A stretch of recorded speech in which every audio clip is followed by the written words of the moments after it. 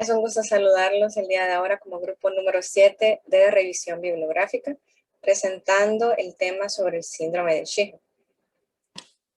Bien, estos son los integrantes. Mi nombre es Paola Melissa Marinero Hernández y es un gusto hablarles un poco sobre el síndrome de Sheehan.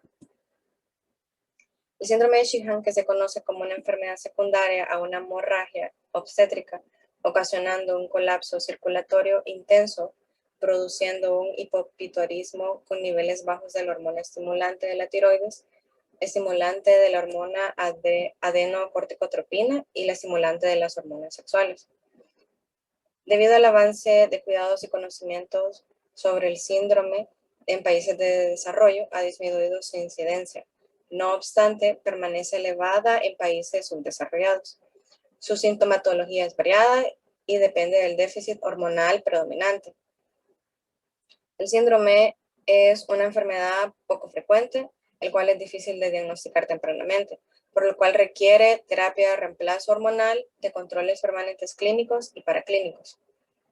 El objetivo de la presente investigación es hacer una revisión respecto a la evolución, fisiopatología, diagnóstico, exámenes a realizarse y tratamiento de la enfermedad.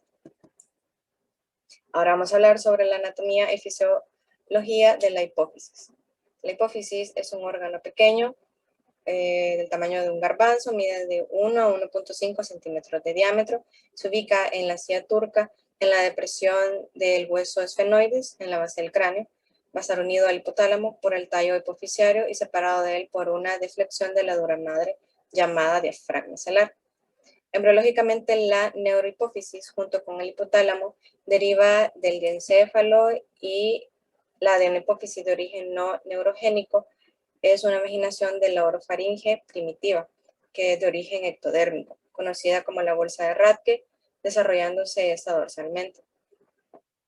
Superior a la hipófisis se va a encontrar el quiasma óptico y se encuentra separado por la glándula por una reflexión de la dura madre, conocida como diafragma celular.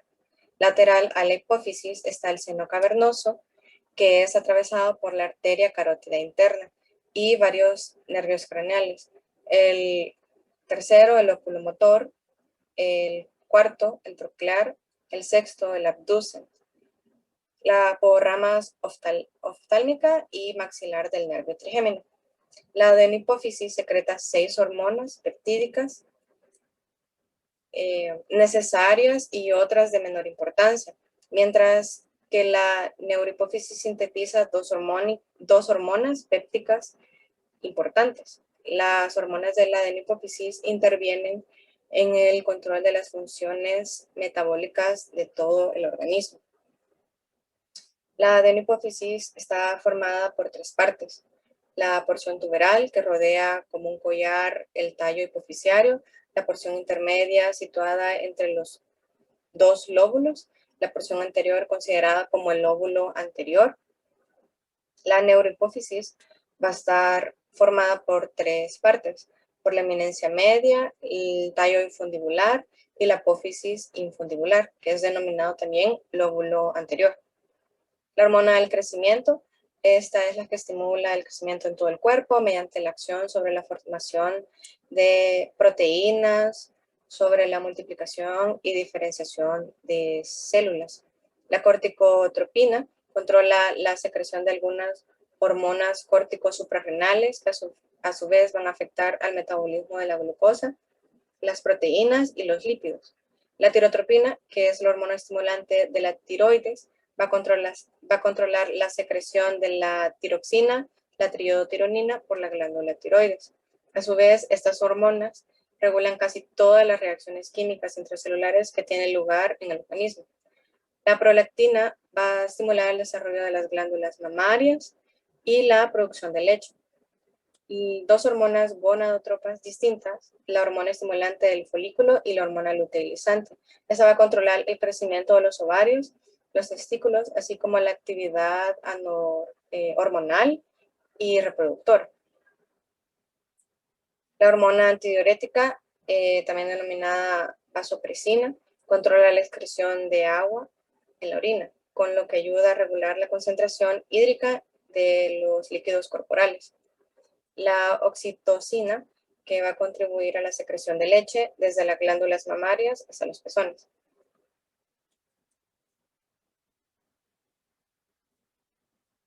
La adenohipófisis contiene diversos tipos celulares y estas pues, van a sintetizar y secretar hormonas.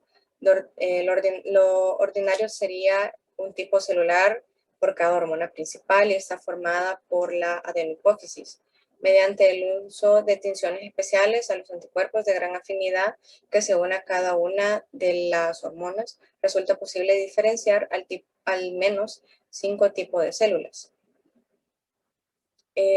Los 5 tipos de células son los somatotropina, que esta es la hormona del crecimiento humana y va a tener su célula productora, que son las acidofilas, las de naturaleza química es proteica, y esta va a ejercer acción directa sobre el metabolismo y el crecimiento tisular.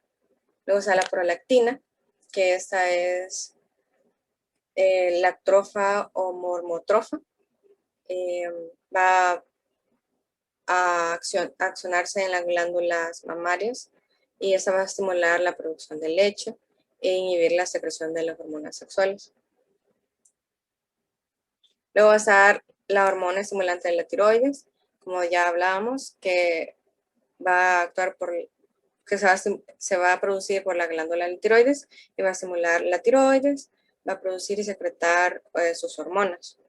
Luego está la hormona luteinizante, que esta es la célula productora va a ser las gonadotrofas y su naturaleza química va a ser la glucoproteínica. En las mujeres va a estimular la formación y conservación del cuerpo lúteo. En los hombres estimula las células de Leydig a la producción de hormonas esteroideas. Luego está la hormona del folículo estimulante, que esta va a ser su célula productora, las gonadotrofas, y se va a dar en las gónadas. En mujeres va a estimular el desarrollo del folículo del ovocito y en los hombres en las células de Sertoli va a estimular la espermatogénesis. Ahora yo les voy a hablar acerca de la anatomía y la fisiología del hipotálamo. El hipotálamo es una estructura nerviosa situada en la base del encéfalo, por encima del tallo hipoficiario y se extiende por las paredes laterales del tercer ventrículo. Su límite anterior es la comisura anterior y el posterior el cuerpo mamilar. Desde el punto de vista funcional y práctico, podemos dividir el hipotálamo en 3 zonas. Primero, la zona anterior o supraóptica, que está ubicada por encima del quiasma óptico y contiene 2 núcleos importantes, el supraóptico y el paraventricular, desde los cuales parten los axones que terminan en la neurohipófisis, constituyendo el haz hipotálamo hipoficiario. Luego tenemos la zona medial o tuberal, en la que se encuentran 3 núcleos de importancia. Ellos son el ventromedial, el dorsomedial y el arcuato, los que proyectan sus axones hacia capilares de la eminencia media, zona donde nace el tallo hipoficiario. Y por último tenemos la zona posterior o mamilar, constituido por los núcleos de la amígdala. Entonces podemos decir que el hipotálamo es entonces un centro receptor de señales procedentes de muchas zonas del encéfalo, así como también de órganos internos, de modo que experiencias emocionales, dolorosas o estresantes pueden causar cambios en su actividad. Ahora voy a hablar acerca de las hormonas hipotalámicas. La secreción de la neurohipófisis está controlada por las señales nerviosas que se originan en el hipotálamo y terminan en la neurohipófisis. Por el contrario, la secreción de la adenohipófisis está controlada por las hormonas llamadas hormonas de liberación y de inhibición hipotalámicas. Estas se sintetizan en el propio hipotálamo y pasan a la adenohipófisis a través de vasos sanguíneos denominados vasos porta hipotalámicos hipoficiarios. Ahora, las principales hormonas liberadoras e inhibidoras hipotalámicas son las siguientes. Primero tenemos la tiroliberina u hormona liberadora de tirotropina, que induce la liberación de tirotropina. Luego tenemos la corticoliberina u hormona liberadora de corticotropina, que produce la liberación de la corticotropina. Luego tenemos la somatoliberina u hormona liberadora de la hormona del crecimiento, que produce la liberación de la hormona del crecimiento. Y también tenemos la hormona inhibidora de la hormona del crecimiento, también denominada somatostatina, que inhibe la liberación de la hormona del crecimiento. También tenemos las gonadoliberinas u hormonas liberadoras de las gonadotropinas, que producen la liberación de 2 hormonas, las hormonas luteinizantes y la folículo estimulante. Y por último tenemos la hormona inhibidora de la prolactina, que inhibe la secreción de la prolactina. Ahora voy a hablar acerca de la neurohipófisis y su relación con el hipotálamo. La neurohipófisis se compone sobre todo de células similares a las gliales, denominadas pituicitos. Estas células no van a secretar hormonas, sino que constituyen estructuras de sostén para un gran número de fibras y terminaciones nerviosas de las vías procedentes de los núcleos supraóptico y paraventricular del hipotálamo. Estas terminaciones reposan sobre la superficie de los capilares a los que se secretan las dos hormonas neurohipofisiarias, las cuales van a ser la hormona antidiurética o vasopresina y la oxitocina. Ahora, hablando específicamente de las hormonas neurohipofisiarias, tenemos, como ya mencioné, a la hormona antidiurética y la oxitocina. La hormona antidiurética se forma principalmente en el núcleo supraóptico. La inyección de cantidades minúsculas de hormona antidiurética reducen la excreción renal de agua. Entonces, en presencia de hormona antidiurética aumenta en gran cantidad la permeabilidad de los conductos y los túbulos colectores, por lo que casi todo el agua se reabsorbe a medida que el líquido tubular atraviesa estos conductos, haciendo que el organismo conserve el agua y produzca una orina muy concentrada. Luego tenemos a la oxitocina. Esta se va a producir en el núcleo paraventricular y produce la contracción del útero gestante, especialmente al final de la gestación, y se le puede considerar como la hormona responsable de la inducción del parto. ¿Por qué? Porque las concentraciones plasmáticas de oxitocina ascienden durante el parto, y la estimulación del cuello uterino de la mujer embarazada va a desencadenar señales nerviosas que llegan al hipotálamo y que van a incrementar la secreción de oxitocina. También durante la lactancia, la oxitocina va a inducir la expresión de la leche desde los alvéolos hasta los conductos mamarios, de forma que el hijo puede extraerla mamando. Y el estímulo sería la succión del pezón por parte del bebé. Buenos días, mi nombre es Rafael Mejía y continuando hablando acerca del síndrome de Sheehan, llegamos a su definición. El síndrome de Sheehan también es llamado hipopituitarismo postparto, panhipopituitarismo postparto, síndrome panhipopituitario postparto, necrosis pituitaria postparto, hipopituitarismo puerperal e insuficiencia hipofisiaria después del parto. Es importante que sepamos o definamos qué es hipopituitarismo y qué es panhipopituitarismo. Bueno, la literatura de Farreras, Medicina Interna, define hipopituitarismo como un conjunto de afecciones de diferente etiología que ocasiona una pérdida parcial o total de las funciones adenopofisiarias y que cuando se afecta una o varias hormonas se denomina hipopituitarismo y cuando se afectan todas las hormonas se denomina panhipopituitarismo. Asimismo, la definición de síndrome de Sheehan que da Farreras Medicina Interna es que la necrosis isquémica de la hipófisis con infarto, necrosis y posterior fibrosis asociada a un parto complicado se denomina síndrome de Sheehan. También hay otras definiciones de otras bibliografías en las que se define como un síndrome que afecta a mujeres que presentan una pérdida de sangre potencialmente mortal durante el parto o que presenten una presión arterial baja grave durante o después del parto. Que esto priva al cuerpo de oxígeno y la falta de oxígeno puede llegar a causar un daño en la glándula pituitaria, que a eso se le denomina síndrome de Sheehan.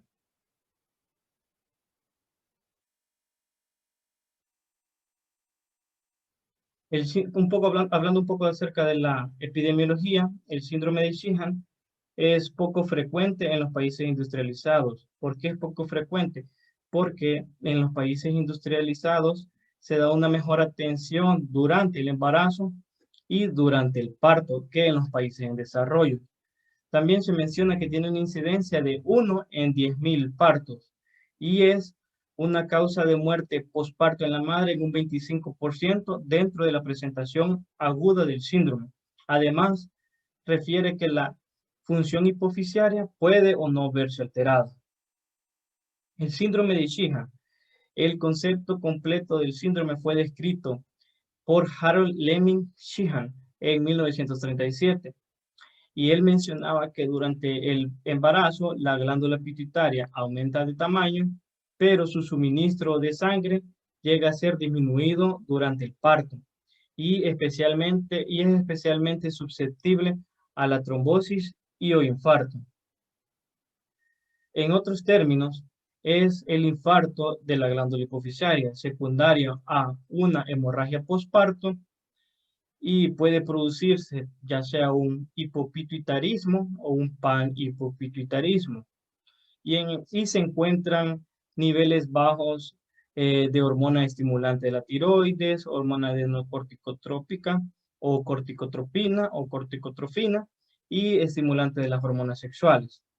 El síndrome de Sheehan o necrosis postparto de la hipófisis anterior es la forma más frecuente de necrosis isquémica de la hipófisis anterior con repercusión clínica.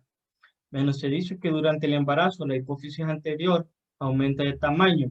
El libro menciona que puede aumentar hasta el doble de su tamaño normal.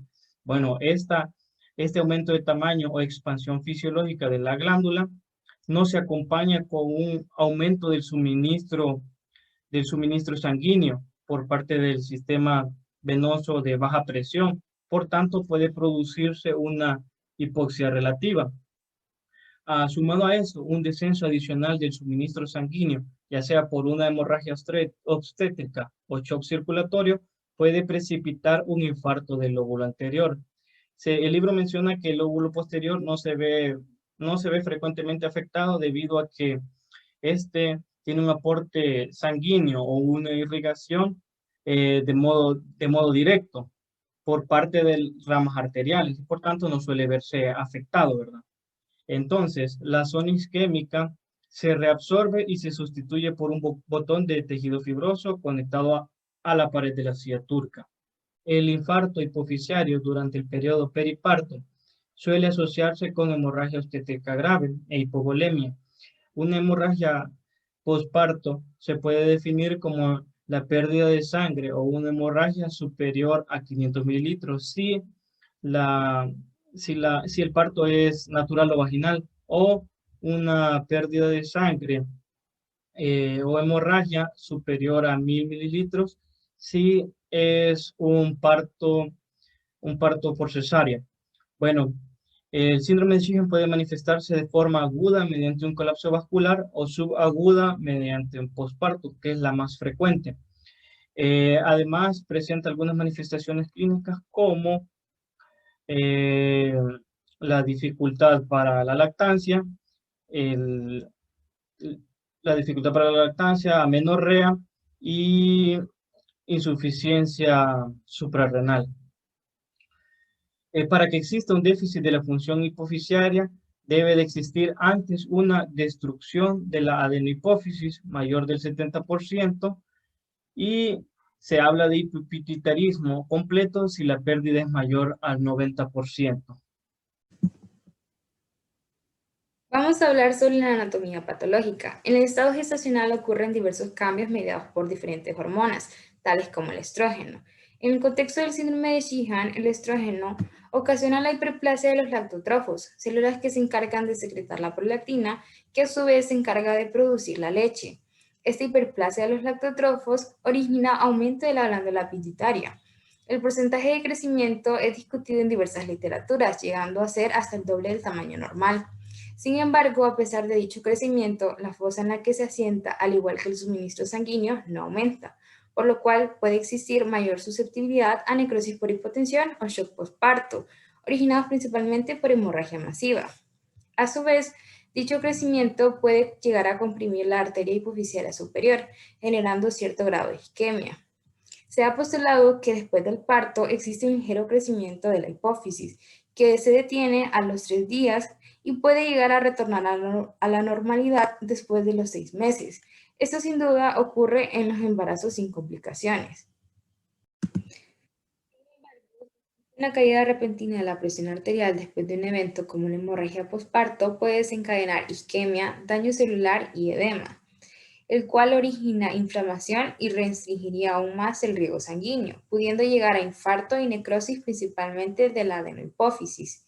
Este tejido celular muerto sería reemplazado por tejido cicatrizal y esto terminaría en atrofia de la glándula, manifestándose por la pérdida de secreciones de hormonas producidas principalmente por el lóbulo anterior.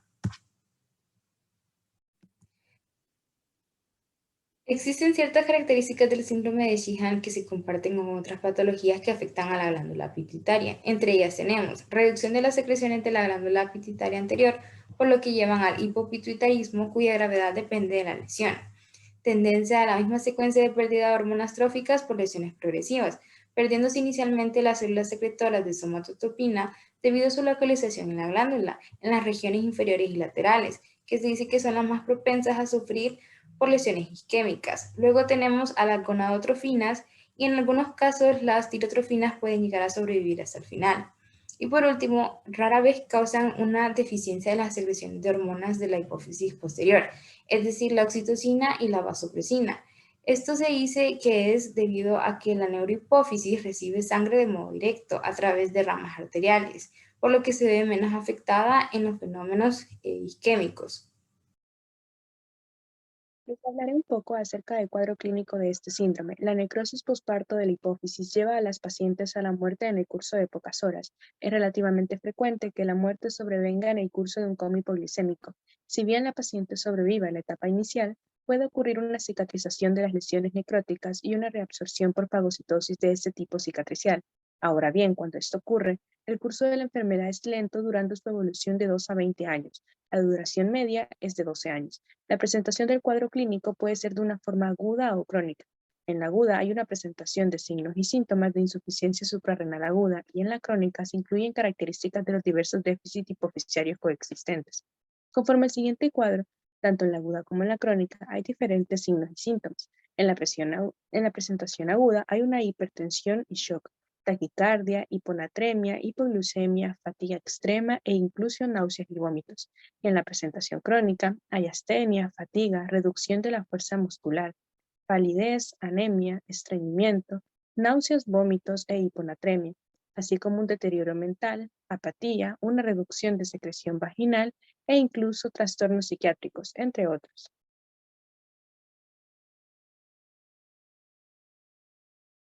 Cabe añadir en el caso de recuperación después del cuadro inicial, el orden de aparición de los signos y los síntomas es más o menos el siguiente. El primero es la ausencia de lactancia, es el signo clínico más común que se observa. El segundo es la astenia marcada.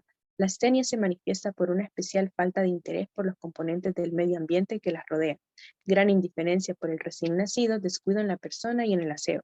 El tercero es amenorrea. Esta es debido a la ausencia de estímulo hipófiso ovárico. También es frecuente, aunque en muchos estudios la función gonadotrófica estaba preservada y hay varios informes de pacientes con síndrome de Sheehan que mantuvieron ciclos mensuales regulares e incluso se quedaron embarazadas espontáneamente. El cuarto, hay una desaparición del vello axilar, púbico y de las cejas. De acuerdo a las modificaciones del aparato circulatorio, aparece hipotensión arterial. El corazón es siempre pequeño y en el electrocardiograma se observa un bajo voltaje e inversión de la onda T en D2 y D3. También la literatura menciona ciertas anormalidades hematológicas observadas en el síndrome de Sheehan. Incluyen anemia, pancitopenia, trombocitopenia, niveles elevados de fibrinógeno y dímero D, y una reducción en tiempo de protrombina y tiempo de tromboplastina parcial. Refiere que la hiponatremia es la alteración electrolítica más común y puede estar presente durante más de 30 años después del inicio de la enfermedad. Según la deficiencia de una determinada hormona, se pueden presentar diferentes signos y síntomas que se encuentran asociados como los que se mencionan en el siguiente cuadro. La deficiencia de hormona prolactina. Los signos y síntomas asociados son la agalactia y la amenorrea. En las hormonas gonadotróficas es la microesplagnia, falta de anabolismo proteico, pérdida de fuerza muscular, el aumento de la grasa corporal y el aumento de la sensibilidad a la insulina. En la hormona tiroidea hay una ausencia del sudor, un metabolismo basal bajo. Ahora bien, en la adrenocorticotrófica hay anorexia y pérdida de peso. Hay astenia y hay tensión arterial baja, así como una hipoglucemia. Hay una pérdida de vello sexual, hay cambios de personalidad y signos de deterioro mental, una falta de secreción sebácea y una pérdida del tono de los capilares de la piel, es decir, palidez. Y por último, se debe mencionar que la neurohipófisis no suele verse afectada.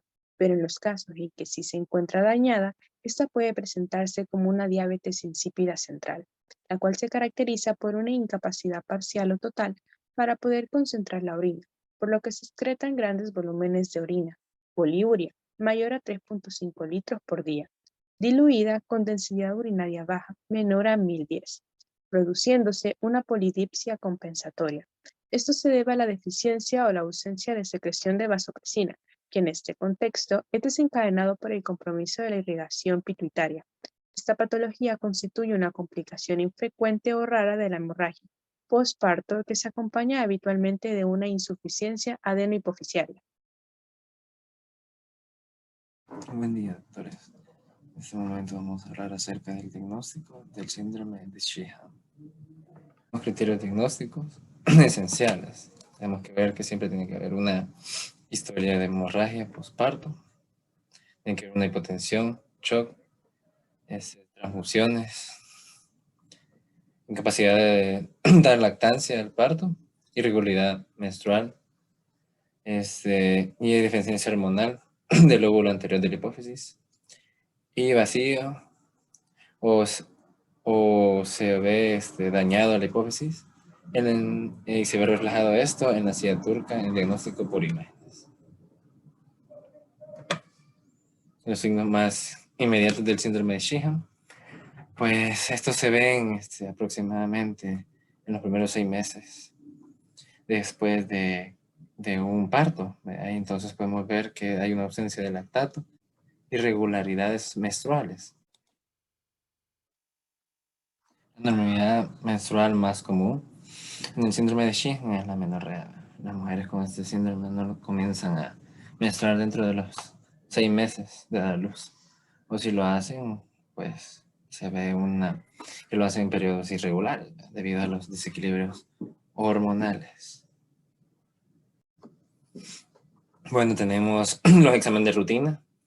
En estos exámenes de rutina podemos ver que se hace un hemograma completo. Se busca también un ionograma donde se busca sodio, potasio, cloro, calcio. Se revisa su función hepática, la alanina y la aminotransferasas. Y la función renal, la urea y creatinina, para descartar cualquier enfermedad subyacente. En las hormonas en sangre lo que podemos ver es que se deben evaluar los niveles hormonales basales. En estas se incluye la prolactina, que es la T4 libre, el TSH, la ACTH, cortisol, la FSH, la LH, los estradioles, el IGF-1, y todos estos son criterios muy importantes para poder diagnosticar el síndrome de Sheehan. Los niveles de prolactina, que hemos mencionado, son importantes, que fisiológicamente después de un embarazo y después del parto son fisiológicamente muy elevados. Y estos se vuelven a la normalidad aproximadamente 6 semanas. 6 semanas después del parto. Por lo tanto, un descenso muy temprano de prolactina nos puede indicar una insuficiencia adenohipoficiaria. Por lo tanto, es muy importante que estemos pendientes de estos niveles después de el parto. La prolactina nos estimula la secreción de leche en las glándulas mamarias, por lo tanto, pues es muy importante y es notorio que muchas mujeres se quejan. El problema en este caso es que la mayoría que entra por una complicación después de posparto, y van en la UCI, donde no se permite amamantar a los bebés, pues ellas no conocen o no saben que padecen ese síndrome, que han desencadenado ese síndrome, y pues atribuyen no poder amamantar a sus hijos luego de que ellas salen de la UCI debido a la falta de la práctica de dicha acción, ¿verdad? Y por eso se atribuye y pasan desapercibidas, porque ya es contraproducente examinar y pedirle todos estos exámenes o ingresar, ¿verdad?, a todas las mujeres, ¿verdad?, que tengan hemorragias muy intensas durante el parto o así en general, a todas. Otras pruebas importantes tenemos la tolerancia de la insulina, que esta nos permite evaluar la integridad funcional del eje hipotálamo hipófisis adrenal y la capacidad de la hipófisis para liberar una hormona de crecimiento. Aquí se fundamenta esta prueba en que la hipoglicemia inducida por la insulina actúa como un potente factor de estrés que hace que el hipotálamo se estimule y libere la hormona liberada de corticotropina. Entonces ahí vemos si tolera o no tolera la insulina. Tenemos también los métodos importantes como los métodos por imágenes. Tenemos primero la resonancia magnética, que la proyección de la imagen, este es el estándar, ¿verdad?, de oro para saber y diagnosticar y confirmar también nuestro diagnóstico de síndrome de Sheehan, ¿verdad? En estadios tempranos se observa que la glándula pituitaria es de tamaño reducido, ¿verdad?, en segmentos, y tiene una hiperseñal de la T1 y una hiposeñal de la T2, y sin contraste, ¿verdad? Entonces, ¿qué quiere decir? Más tarde la resonancia magnética muestra que la silla turca está vacía debido a una atrofia pituitaria. Entonces, ¿por qué es importante la resonancia magnética? Porque esta nos va a dar, es una guía, una prueba ideal para darnos la proyección y la cronicidad de este síndrome. Podemos ver si está leve, o etapas tempranas, y se puede ver que si está en etapas ya terminales, ¿verdad?, o muy dañadas, como ya vimos que se ve la silla turca vacía, ¿verdad?, después de una atrofia pituitaria. Y la tomografía computarizada, que es una alternativa a la resonancia magnética, pero no proporciona una imagen muy precisa de la hipófisis. Tenemos también la prueba de estimulación de la LHRH, que es la hormona liberadora de hormona luteinizante, y también la hormona liberadora de folículo estimulante, la FSH, la cual muestra que su especificidad depende, ¿verdad?, del estímulo, que es mayor a la hormona luteinizante para un folículo estimulante, ¿verdad? Esta prueba se realiza con un paciente en ayunas, ¿verdad? Se toma una muestra de sangre antes de aplicar 100 microgramos en forma intravenosa, ¿verdad? Se inyecta de LHRH y luego se toma una muestra de sangre después de 15 a 30 o 60 minutos, ¿verdad?, post estímulo. Y entonces aquí vemos los resultados, ¿verdad? Si el trastorno afecta al paciente hipotalámico, se produce un incremento de un 50% o mayor a eso, ¿verdad?, en los valores basales de ambas hormonas. Y si el trastorno es de manera o proviene de la hipófisis, ¿verdad?, los valores no se modifican. Y entonces estos valores quedan normales. Muchas gracias. Buenas tardes, mi nombre es Josué Udiel Martínez Zelaya y yo les voy a hablar acerca de la etiología del síndrome de Sheehan o necrosis de la glándula pituitaria.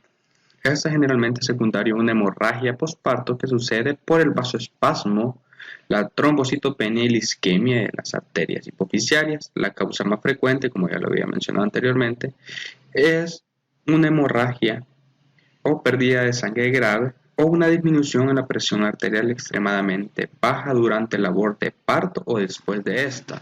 Como ya lo había mencionado anteriormente, la causa más frecuente del síndrome de Sheehan es la pérdida de sangre debido a una hemorragia grave o un descenso de la presión arterial durante el labor de parto.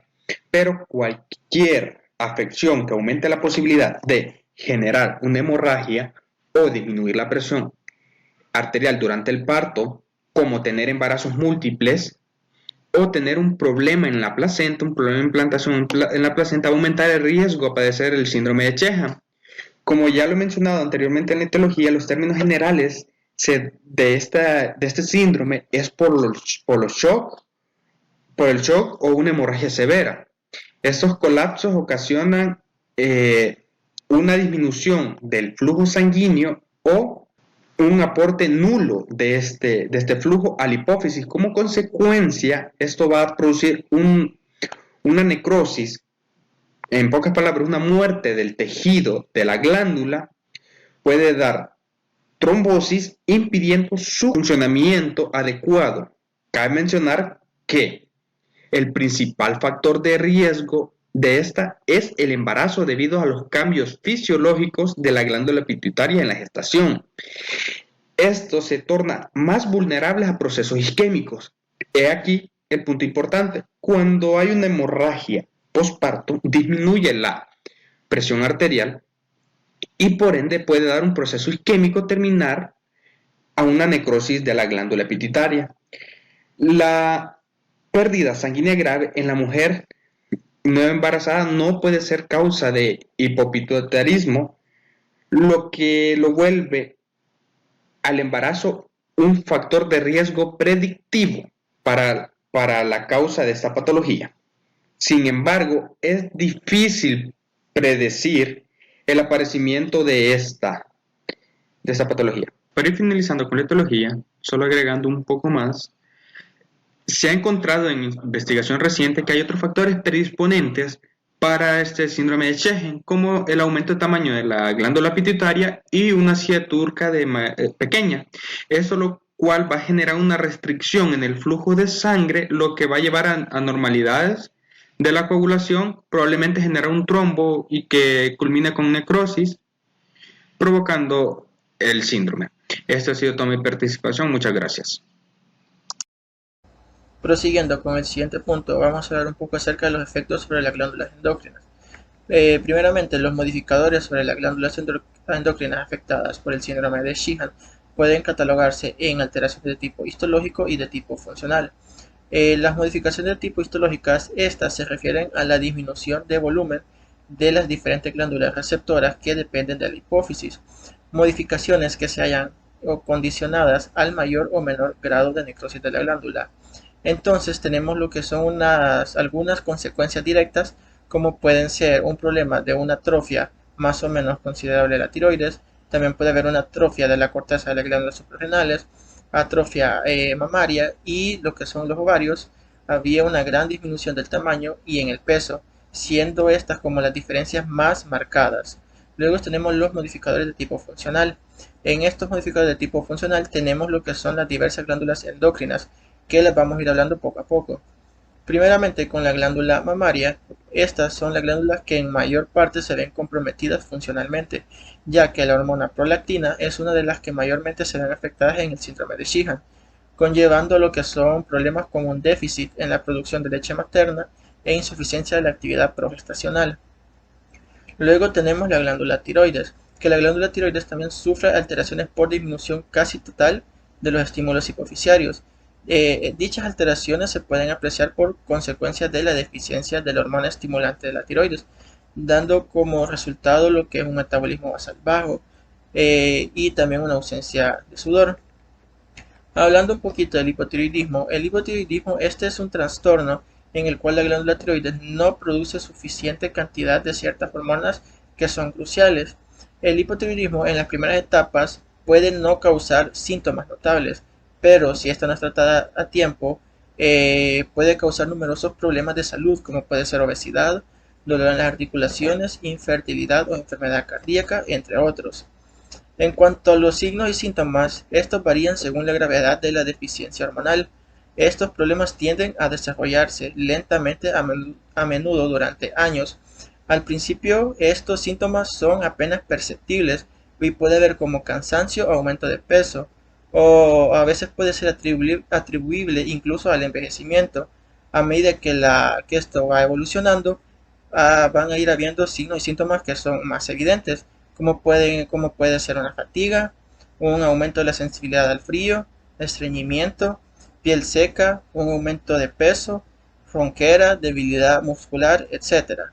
Y lo que vienen siendo algunas causas, tenemos lo que es una enfermedad autoinmune, que la causa más frecuente del hipotiroidismo puede ser un trastorno autoinmunitario que es conocido como la tiroiditis de Hashimoto, que estos trastornos autoinmunitarios ocurren cuando el sistema inmunitario produce anticuerpos que atacan los propios tejidos. Y tenemos lo que es la respuesta al tratamiento para el hipertiroidismo, que las personas que producen demasiada hormona tiroidea suelen recibir tratamiento con yodo radioactivo o medicamentos antitiroideos.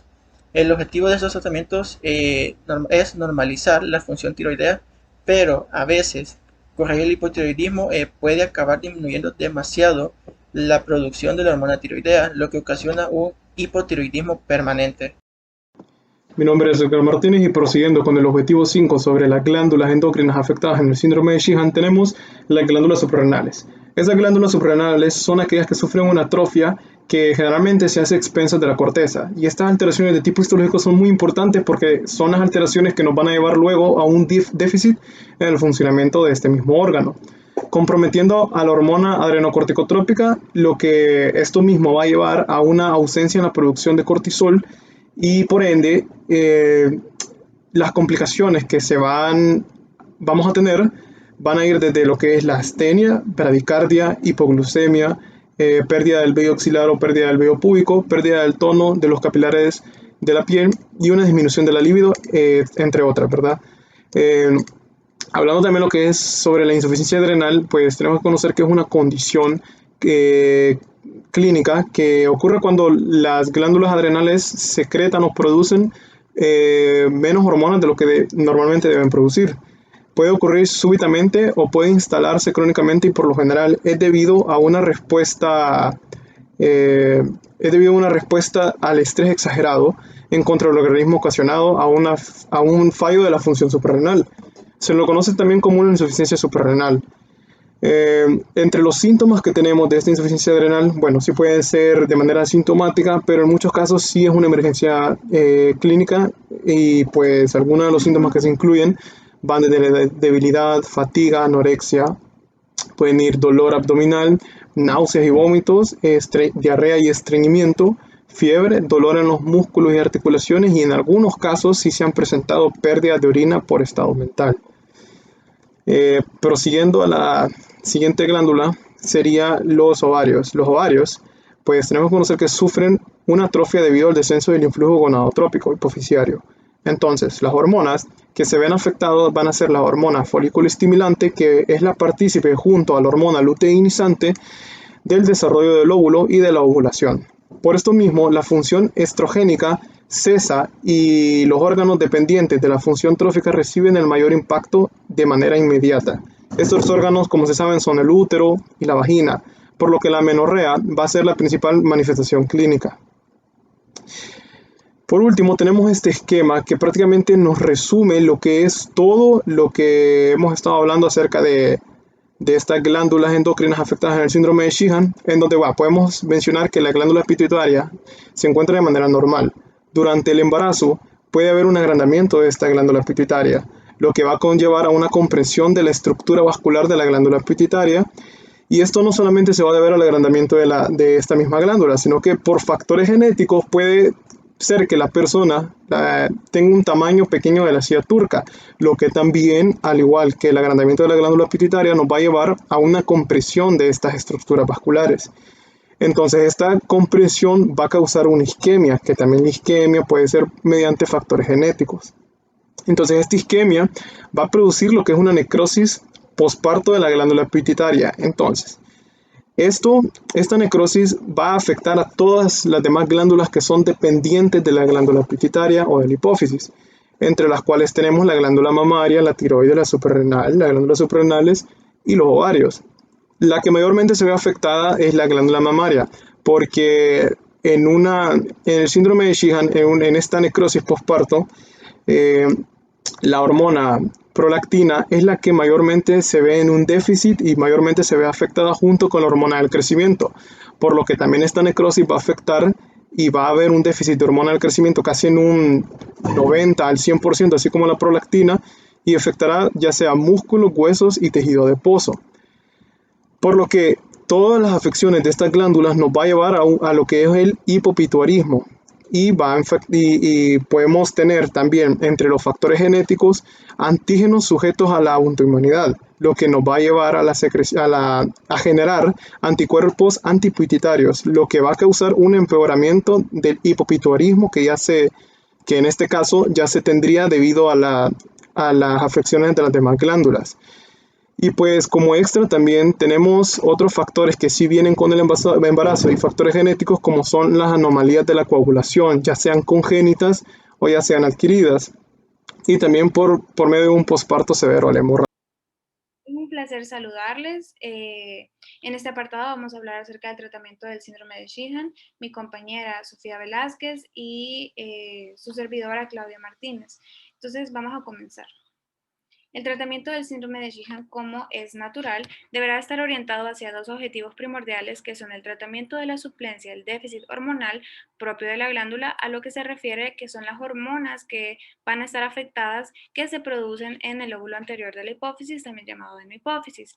En esas hormonas tenemos que son 6.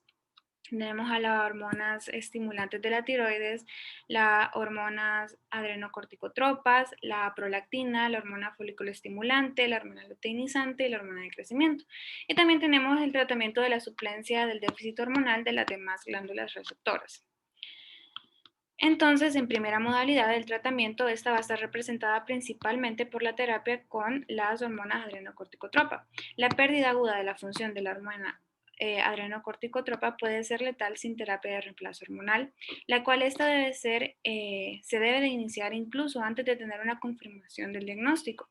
Se va a administrar en dosis de 25 miligramos cada 12 a 24 horas según la gravedad del caso.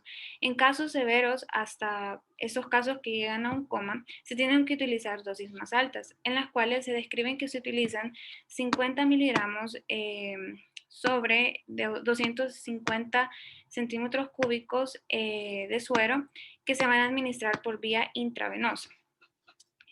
También tenemos que en este caso se puede utilizar el tratamiento con corticosteroides, en los cuales tenemos la hidrocortisona y también la prednisona. Tenemos que estos también sirven o contribuyen al reemplazo del cortisol. Entonces se utilizan en adultos, por ejemplo en la hidrocortisona, dosis de 20 miligramos al día.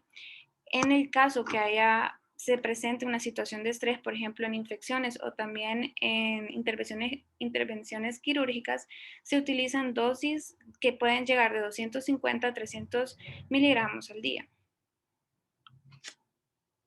Hablando de la hidrocortisona. La terapia de reemplazo de la hormona de crecimiento ha sido aprobada por la Administración de Drogas y Alimentos de Estados Unidos, conocida como FDA, para adultos de deficiencia documentada de la hormona de crecimiento y si hay 3 o más conocidas hormonas pituitarias deficientes. Se usa en caso de síndrome de Sheehan. Debe de ser controlado por un médico con experiencia en el uso de la hormona de crecimiento. Y esto es debido porque este tratamiento es muy largo y tenemos que, al ser de largo plazo, esto puede también afectar a la paciente en su ambiente psicosocial y también ambiental. Entonces, el doctor que maneje estos casos tiene que tomar en cuenta estos factores antes de dejarle la terapia de las hormonas de crecimiento, de la hormona de crecimiento a la paciente. También tenemos para la disfunción tiroidea, se va a tratar con levotiroxina en dosis suficientes para mantener los niveles de la tiroxina 4 libre en la mitad superior de los valores de la referencia para la normalidad. La dosis de la tiroxina recomendada es de 1,6 a 1,7 microgramos sobre kilogramos al día.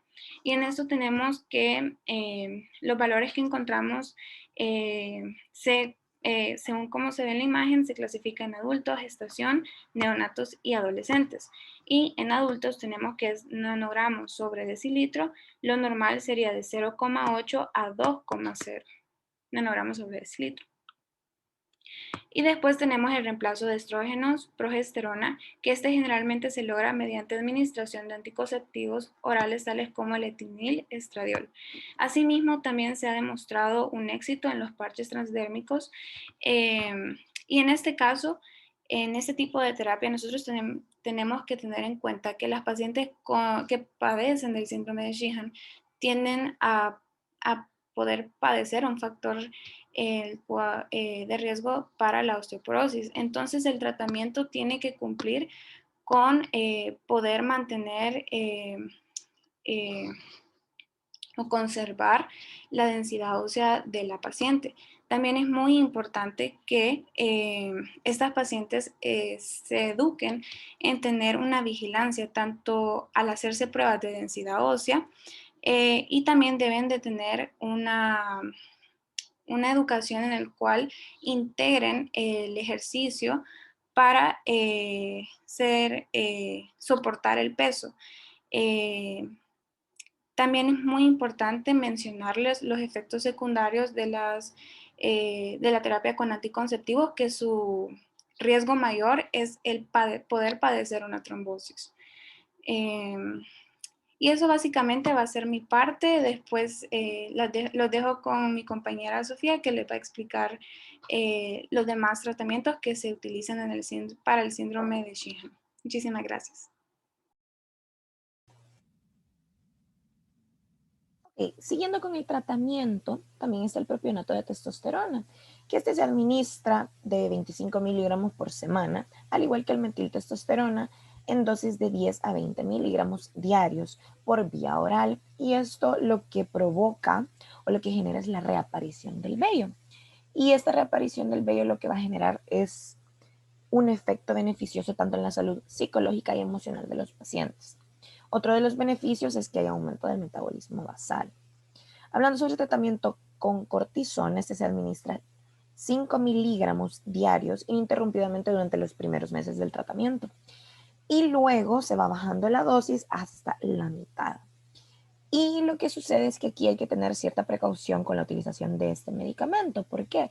Porque puede producir un aumento de los receptores neuronales de los esteroides, lo que lleva a psicosis. También se debe administrar antes de iniciar el tratamiento de la tiroides. ¿Por qué? Porque el tratamiento de la tiroides por sí solo puede causar una crisis adrenal y esto a su vez provocar la muerte. También hablando sobre los pacientes con diabetes insípidas, el tratamiento de elección es la desmopresina o 1-desamino 8-D-arginina vasopresina. Los pacientes que presentan coma, a estos se les debe de administrar de forma ininterrumpida preparados a base de cortisona por vía intravenosa. Hablando de los casos de pacientes con glicemia muy baja a niveles de 40 miligramos, deben administrarse soluciones dextrosas a altas concentraciones por vía intravenosa.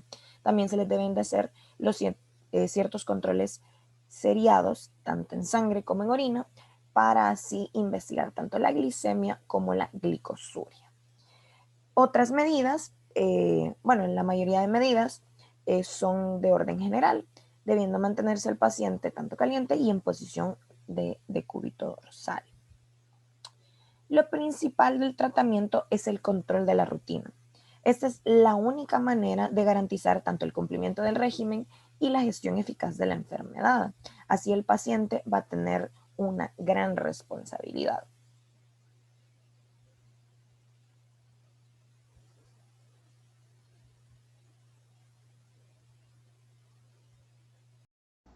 Como conclusión, tenemos que el síndrome de Sheehan es una complicación poco frecuente que se manifiesta en las mujeres que presentan hemorragias postparto o que tienen una presión arterial baja grave durante o después del parto, lo cual puede privar al cuerpo de oxígeno, pero debido a la magnitud de alteraciones hormonales que éste puede generar, debe tenerse presente como parte de la sospecha diagnóstica en caso de tener pacientes con una deficiencia hormonal sintomática. Durante dicha hemorragia masiva se produce una hipotensión y un vasoespasmo de las arterias hipoficiarias. En consecuencia, la perfusión de la glándula es deficitaria y se puede generar extensas áreas de necrosis que sustituyen el tejido glandular normal. Las hormonas más frecuentes afectadas en este síndrome son la prolactina en un 90 a 100% y la hormona del crecimiento, mientras otras hormonas como el cortisol, las gonadotropinas y la hormona tirotrópica se ven afectadas en menos pacientes.